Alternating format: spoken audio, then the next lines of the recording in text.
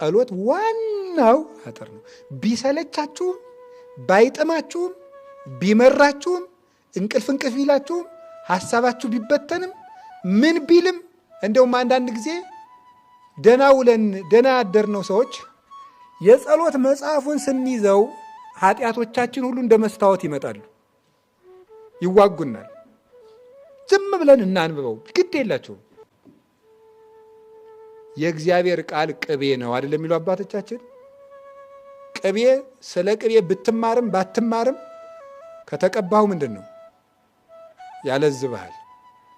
ጸሎቱ ቢገባህም ባይገባህም ከጸለይከው ልቡናህን ማለዘቡ ረዴት ማሳደሩ አይቀርም። ስለዚህ እግዚአብሔር ሰዎች እንጸልይ። ዲያብሎስ እጅና እግራችንን ካላሰረ የእኛን ጸጋ መውሰድ አይችልም።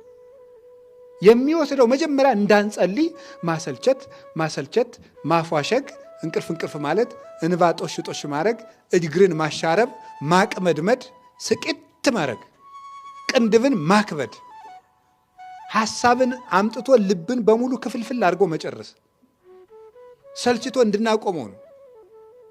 አጥሩን አፈረሰ ማለት። ከዚያ በኋላስ እንደፈለገ ሀብታችን እየወሰደ መሸጥ፣ ጸጋችን በሙሉ ማባከን፣ እኛን ማጥፋት ይችላል። ስለዚህ የእግዚአብሔር ሰዎች ከምንም በፊት ለጸሎት ቅድሚያ